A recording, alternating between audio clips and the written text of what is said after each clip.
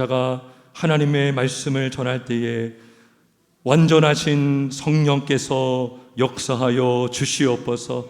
하나님의 살아계신 음성으로 받게 하시고 마음판에 새겨지게 하시며 하나님 그 열매 맺는 은혜를 허락하여 주시옵소서. 이 시간 함께 하심을 믿사옵고 하나님께 의탁하오며 살아계신 예수님의 이름으로 기도하옵나이다. 아멘. 할렐루야. 어느 나라든지 시대마다 시대적으로 어려움을 당하는 경우가 있습니다. 전쟁, 또 내전, 또 가뭄, 지진, 홍수, 전염병, 또 어떤 경제적 외환 위기 등등 국가적으로 어렵고 재앙을 겪기도 합니다. 이러한 재앙이 일어나면 많은 전문가들이 또 관련된 사람들이 연구하고 조사해서 왜 이런 일이 일어나는가 분석을 합니다. 한 예로 우리나라의 코로나가 한 3년 동안 이렇게 전 세계적으로 팬데믹을 겪었을 때 많은 전염병 전문가들이 그 원인에 대해서 분석을 하고 또 토의도 한 적이 많습니다. 그런데 우리가 분명히 알아야 할 것은 이 세상에 일어나는 모든 일들은 우연이 아니라 하나님의 주권 가운데 일어난다는 것입니다. 재앙 역시도 하나님의 뜻 안에서 일어나게 되는 것입니다. 아모스서 3장 6절에 이런 말씀이 있어요. 여호와의 행하심이 없는데 어찌 재앙이 어찌 성읍에 임하겠느냐. 어찌 재앙이 하나님의 행하심이 없는데 성읍에 임하겠느냐. 우리가 오후 예배 때 지난주에 아모스서를 1장부터 4장까지를 살펴보았습니다. 그리고 오늘 오후 예배 때는 5장부터 9장까지를 볼 건데 오늘 말씀을 묵상하면서 말씀을 준비하면서 아모스서에 너무나 많은 재앙이 있는 것을 우리가 보잖아요. 아모스 4장 6절에 보면 양식이 없었어요. 사람들의 이가 깨끗할 정도로 먹을 음식이 없기 때문에 양치질을 할 필요가 없을 정도로 굉장히 양식에 어려움을 겪었고 추수를 석 달 앞둔 상태에서 비가 내리지 않았고 또 곡식이 마르는 재앙, 병충해 재앙, 깐부기 재앙, 메뚜기 재앙 이런 재앙들이 일어났는데 성경을 가만히 보니까 이렇게 반복을 하고 있어요. 내가 양식이 떨어지게 하여 그래요. 내가 누구예요? 하나님이에요. 하나님. 내가 너희에게 비를 멈추게 하여 이렇게 내가 곡식을 마르게 하는 재앙과 깐부기 재앙으로 너희를 쳤다라고 말합니다.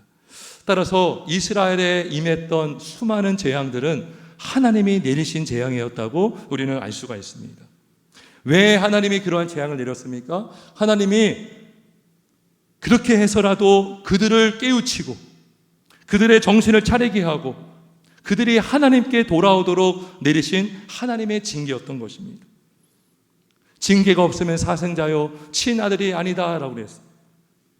그래서 재앙을 내리신 목적은 이들을 망하게 하는 것이 아니라 그 재앙을 통해서 그들이 깨달아서 하나님께로 돌아오기를 바랬다는 것입니다.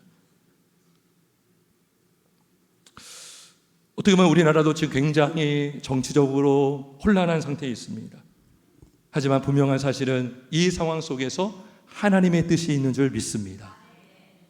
또한 하나님은 지금의 대한민국을 회복시켜 주시기를 원하시는 줄 믿습니다. 감사하게도 오늘 성경을 보면 회복하는 방법을 알려주셨습니다. 회복하는 길을 보여주셨습니다. 크게 두 가지인데요.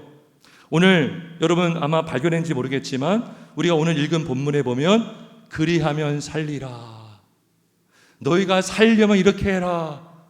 이렇게 하면 살 것이다 라고 한 표현들이 한 3번 반복합니다. 크게 두 가지가 우리에게 살 길을 알려주셨습니다. 첫째는 뭡니까? 살려면 여호와를 찾으라입니다. 할렐루야. 여호와를 찾으라예요. 우리 5장 4절 한번 읽어볼까요? 5장 4절입니다. 시작.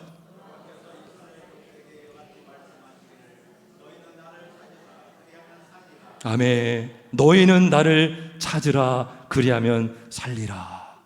6절에 보면 너희는 여호와를 찾으라. 그리하면 살리라 라고 말씀합니다. 하나님을 찾아야 산다는 거죠. 하나님 자체를 찾아야 된다는 것입니다. 우리는 하나님을 통해서 문제 해결을 찾습니까? 아니면은 하나님 자체를 찾고 있습니까? 우리는 하나님을 이용할 때가 많아요. 하나님을 도구로 쓸 때가 많다는 거예요. 하나님이 목적이 아니라 하나님의 수단이 되어 때가 많아요. 저도 그럴 때가 있고요.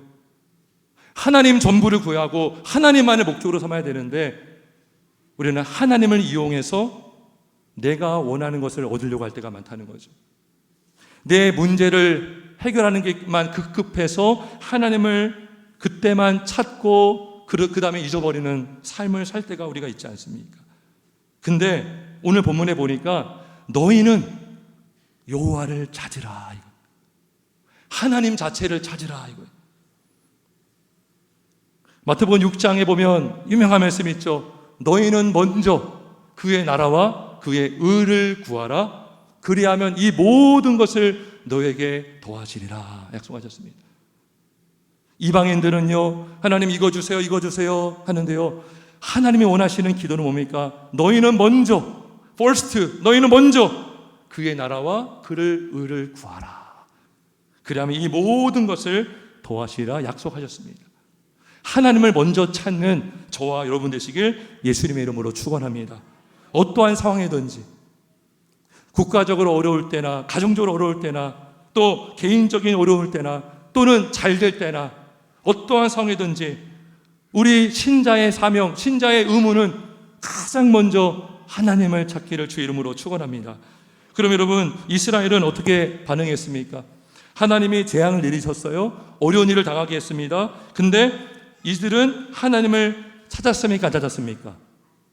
찾지 않았어요. 우리 지난 주일 오후 예배 때 나눴는데 아모스 3장에 보면 5번이나 반복하고 있는 표현이 있어요. 너희가 내게로 돌아오지 아니하였느니라.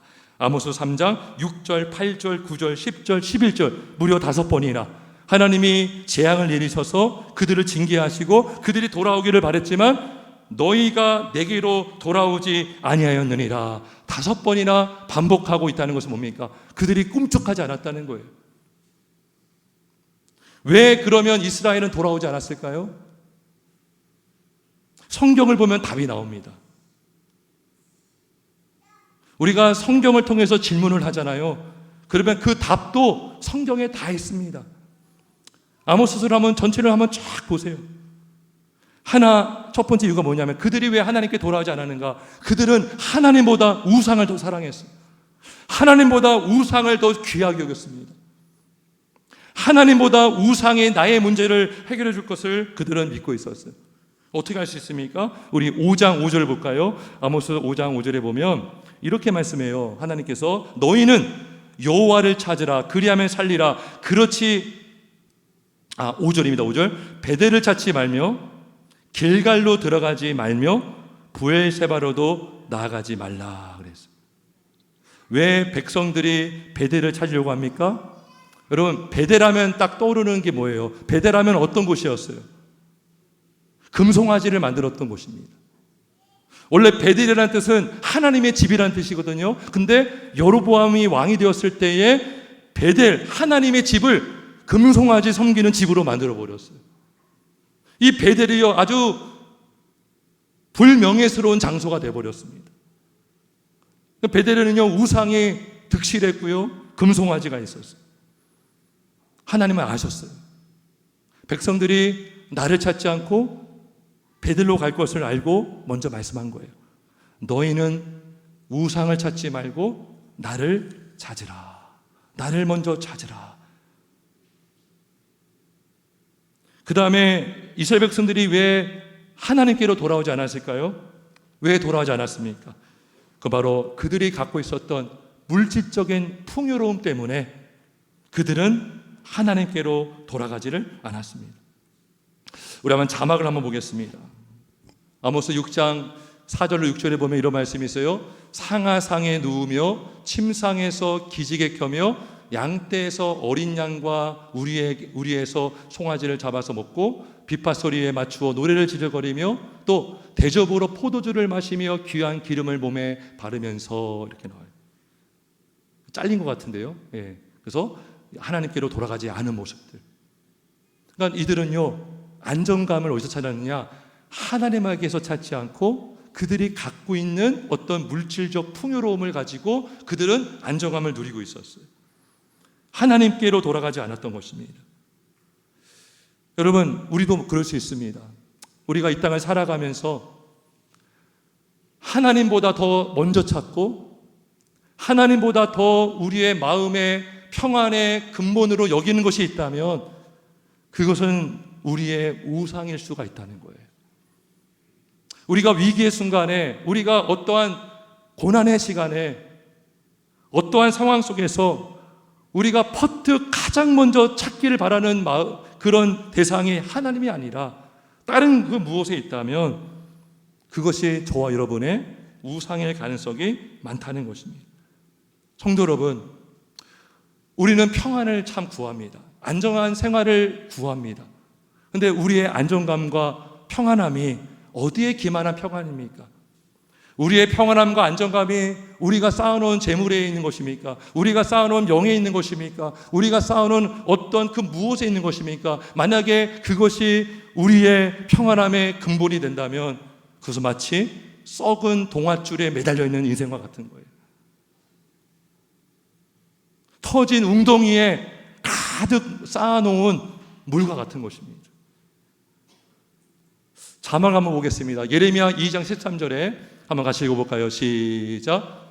내 백성이 두 가지 악을 행하였더니 곧 그들이 생수의 근원되는 나를 버린 것과 스스로 웅덩이를 판 것인데 그것은 그물을 가두지 못할 터진 웅덩이들이니라. 이 예레미야 시대 때에 예레미야가 전한 말씀인데 아모스 시대나 예레미야 시대나 일반입니다. 다르지 않습니다. 왜 이들이 웅덩이를 봤습니까? 생수의 근원 대신 하나님께로 가지 않고 하나님을 배제하고 내가 파놓은 웅덩이 안에서 그 웅덩이에 담아놓은 물 갖고 살려고 했던 거예요. 근데 그 웅덩이는 어떤 웅덩이라고 하니까 그물을 가두지 못할 터질 웅덩이라고 말씀하고 있습니다. 그래서 하나님은 우리가 의지하고 있는 것, 우리가 하나님보다 더 먼저 찾고 있는 것을 깨닫게 하시려고, 우리의 신앙을 점검하게 하시려고 때로는 고난도 줄 때가 있어요. 사랑하는 여러분, 우리가 어떤 상황이든지 가장 먼저 주님을 찾고 가장 먼저 주님 안에서 평안함을 얻기를 주의 이름으로 축원합니다. 그래서 하나님은 약속하셨습니다. 나를 찾으라 그리하면 살리라. 따라오시죠. 나를 찾으라 그리하면 살리라. 이것이 사는 첫 번째 방법이에요. 여호와를 찾아야 사는 것입니다. 우상을 찾으면 망하지만, 우상을 바라보면 망하지만 하나님을 찾고 하나님을 바라보는 자는 망하지 않을 줄 믿습니다. 하나님을 찾는 거예요, 첫 번째. 그럼 우리가 그 찾아야 할 하나님이 누군지 알아야 되잖아요. 그 하나님은 바로 능력의 창조주 하나님이십니다. 할렐루야. 여러분, 왜 우리가 하나님보다 우상을 찾는 경우는 뭡니까? 우상이 하나님보다 더 능력이 있는 거로 여기는 거예요. 하나님은 할 수 없는 것을 우상이 할 수 있다라고 여기고 있는 거죠. 근데 하나님을 찾는 자는요, 우상은 껍데기고 우상은 헛된 것이고 우상도 피조물이거든요. 돌멩이, 사람도 여러분 피조물입니다. 썩어지고 없어지고 하나님만 창조주예요. 하나님 안에 다른 것들은 다 피조물입니다. 근데 우리가 그것을 알지 못하고 피조물을 의지하는 것은요, 정말 어리석은 것이죠. 자, 오늘 8절에 보면 이런 말씀이 있어요. 5장 8절에 보면 묘성과 삼성을 만드시며, 이게 뭐예요? 온 우주를 만드신 분이라는 거죠. 너희는 나를 찾으라 했는데 그 찾아야 되는 하나님이 누구시냐? 전능하신 하나님, 창조주 하나님, 없는 것을 있게 하신 하나님. 삼성을 만드시며 사망의 그늘 아침으로 바꾸시고 낮을 어두운 밤으로 바꾸시며 바닷물을 불러 지면에 쏟으시는 이를 찾으라. 그의 이름은 여호와시니라. 할렐루야. 그 이름 여호와시니라. 그분을 바라보시고 그분을 찾으시면 살아납니다. 가정이 살고요, 나라가 살고 개인의 심령이 살게 될 줄 믿습니다. 두 번째, 하나님께서 우리에게 살 길을 또 하나 알려주셨어요. 그건 뭡니까? 바로 선을 구하라입니다. 따라합시다. 선을 구하라. 자, 그 말씀이 어디 나옵니까? 14절, 5장 14절 한번 같이 읽습니다. 시작.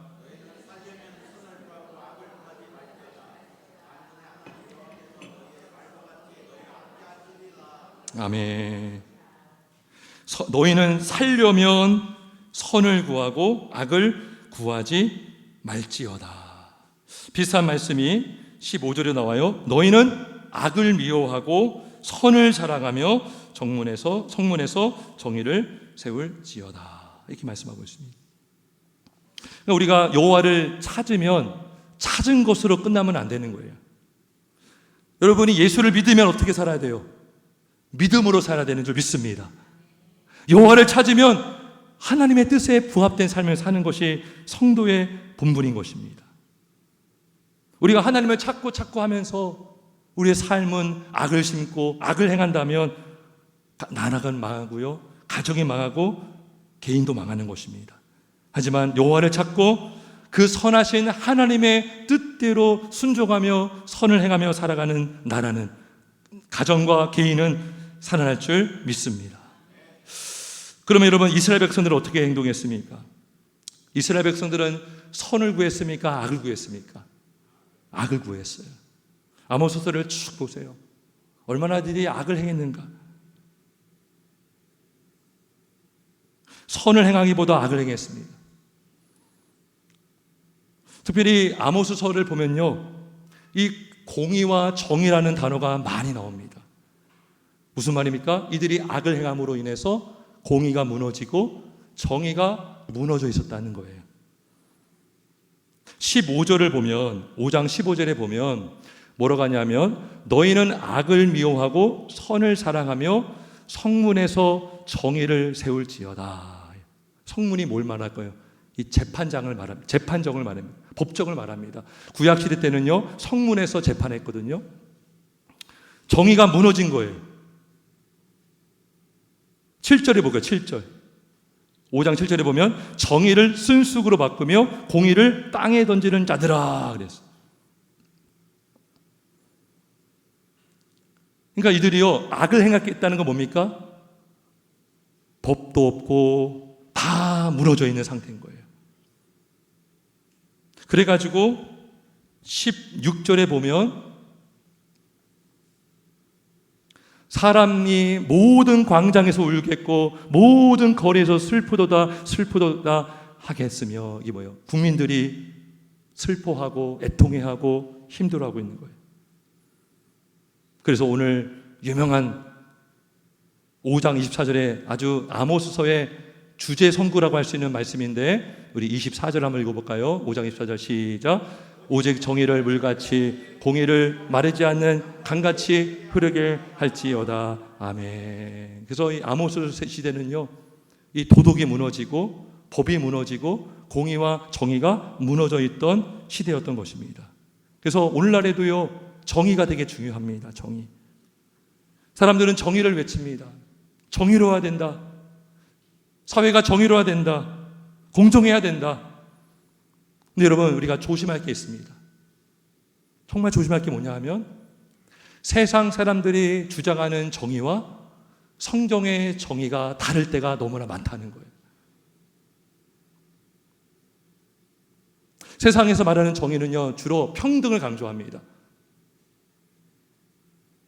근데요, 칼막스 같은 사람은요, 이 세상에 왜 불평등한가? 왜 이 세상에 공정하지 못하고 왜 불의한가? 연구해 보니까요, 깨닫게 된 게 있어요. 그 사람이 깨닫게 된 게 있어요. 잘못 깨달은 건데, 사람들이 재산을 가지면서 이 세상은 평등하지 못한 세상이 되었다고 그는 보았습니다. 원래 인간은 재산이 없었어요. 그가 주장하기를. 그런데 재산을 쌓으면서 부자가 생기고 권력을 가지면서 노동자들, 가난한 자들을 억압하고 착취하고 핍박함으로 인해서 평등이 깨졌다라고 그는 보았습니다. 그래서 그가 꿈꿨던 유토피아는 뭔지 아십니까? 노동자 계급이 자본가 계급과 싸워서 그들을 몰아내면 이 땅의 유토피아, 타락하기 전, 타락 전의 모습은 공산주의 세상입니다. 사유재산이 없는 세상. 그래서 거기서 나온 사상이 공산주의 사상이에요.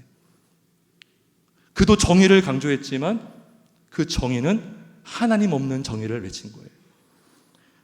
흥미로운 것은 이 칼 막스에게 가장 영향을 준 사람이 누구냐면 프랑스의 유명한 사상가 장자크 루소입니다. 들어보셨어요? 루소? 루소라는 사람인데 이 루소는 1700년대 사람입니다. 이 사람도 세상의 부조리를 생각하면서 무엇이 문제인가 생각해 봤어요. 그랬더니요, 인간의 자연적인 상태는 철저하게 개인적이고 자율적인 존재라는 것을 그는 생각했어요. 근데 왜 이렇게 억압을 받게 되었는가? 사람들이 많아지면서 연대를 하고 관계가 되면서 억압을 받게 되었다라고 그는 보았습니다. 그 인간을 억압하게 만든 요소가 뭔지 아세요? 하나는 결혼, 하나는 가정, 또 하나는 교회 일터입니다. 그래서 이 루소의 영향을 받았던 사람들이요, 많은 혁명을 일으켰습니다. 거기서 나온 혁명들이 성혁명, 또 낙태 찬성운동, 또 탈권위운동. 그래서 프랑스 혁명이 일어났어요. 루소가 죽은 지 얼마 안 돼서 그가 만든 책을 읽고 사람들이 프랑스 혁명을 일으켰습니다. 여러분, 우리가요, 프랑스 혁명을 말할 때에 되게 좋은 것으로 많이 보지 않습니까? 우리가 학교에서도 프랑스 혁명을 많이 배웠습니다. 자유, 평등, 박애, 민주주의의 초석을 이루었다. 근데요, 그 자유는요, 성경에서 말하는 자유가 아닙니다. 하나님을 배제한 자유를 말하는 거예요. 루소는요, 인간은 죄인이 아니다라고 그랬습니다. 인간이 죄를 짓는 것은 인간이 만든 문명 때문에 우리는 어쩔 수 없이 죄를 짓는다고 그랬습니다. 따라서 이 사회가 좋아지려면 문명을 타파하고, 그래서 거기서 전체주의가 나왔어요. 그 프랑스 혁명가 사상가였던 루소의 영향을 받아서 지금 프랑스는요, 세계 최초로 헌법에, 나라 헌법에 낙태 자유를 명시한 나라가 되었습니다. 칼 막스와 루소의 사상의 문제가 뭡니까? 정의를 주장하지만 하나님 없는 정의를 주장하고, 천국을 꿈꾸지만 하나님을 배제한 천국을 꿈꾸는 나라를 꿈꾸었습니다. 이게 인본주의입니다. 인본주의. 제가 왜 이 말씀을 드렸냐면, 두 번째, 살려면 뭘 하라? 뭐라고 그랬죠? 뭘 구하라? 선을 구하라. 근데 세상 사람들이요, 자기가 알고 있는 선을 구해요. 내가 좋다고 하는 게 선입니다. 근데 하나님 보시기에 선인 줄 믿습니다.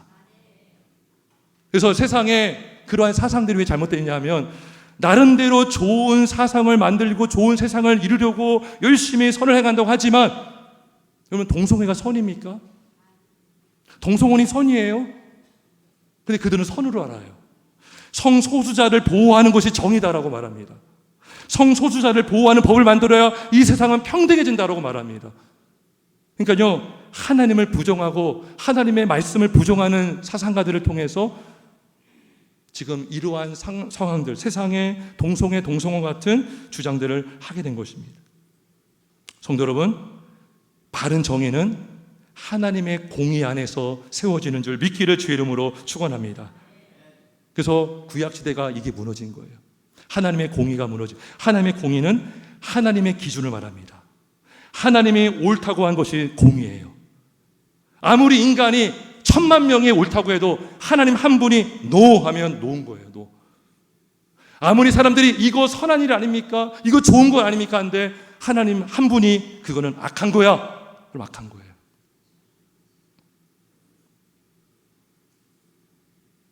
현재 대한민국의 국회의원 중에 크리스찬 국회의원이 몇 명인지 아세요? 제가 알아보았어요. 80명이라고 합니다. 80명. 본인이 직접 말하는 사람도 있겠고 언론이나 어떤 인터뷰에서 밝힌 분도 있을 거예요. 근데요, 안타까운 것은 제가 가만히 봤더니 그 크리스찬이라고 말하는 사람들 중에도 동성애를 지지하는 분들이 있더라고요. 왜일까요? 성경을 그대로 믿지 않는 거예요. 여러분, 프랑스 혁명, 또 프랑스의 68 혁명, 그걸 통해서 교회가 많이 무너졌습니다. 성경의 권위를 다 무너뜨렸습니다. 왜요? 성경과 교회가 인간의 자유를 억압한다고 했던 사상이 루소의 사상이기 때문에 거기서 진화론이 나오고 공산주의가 나오고 성혁명이 나온 것입니다. 바라기는 이 나라 대통령과 위정자들이 하나님의 공의에 따른 정의를 이루는 나라가 되길 주님의 이름으로 축원합니다. 그럴 때 국민은 안전한 거예요. 그럴 때 국민은 국가를 신뢰할 수가 있는 것입니다. 국가가 반성경적이고 인간의 생명을 억압하고 그 기본권을 억압하는 법을 세운다면 국민은 힘들 수밖에 없는 거예요. 따라서 선을 행하는 나라, 선을 행하는 우리 모든 기독교인들이 주님 되시길 주님의 이름으로 축원합니다. 그 선은 누가 보시기에 선입니까? 하나님 보시기에 선을 행하는 우리 모두가 되길 주의 이름으로 축원합니다. 근데요, 말씀을 쭉 정리하면서 근데 우리가 이 땅에서 그 선을 완전히 행할 수 있는 분이 있어요, 없어요? 없는 것입니다. 여전히 부족하고요. 아무리 똑똑한 사람이 위정자가 되고 똑똑한 사람이 재판관이 되고 또 구약시대 보세요. 막 사사들, 믿음의 사람들이 세워지고 또 믿음의 왕들이 세워졌지만 하루가 멀다 하고 그들은 우상을 섬기고 하루가 멀다 하고 정의를 망가뜨리고 하루가 멀다 하고 하나님의 뜻에 반하는 행동들을 얼마나 많이 했습니까? 왜 그럴까요? 이 세상은 뭐로 오염된 세상입니까? 죄로 오염된 세상이기 때문인 것입니다. 그래서 우리 말씀 자막을 한번 보겠습니다. 전도서 3장 16절에 이런 말씀이 있어요. 한번 같이 해볼까요? 시작.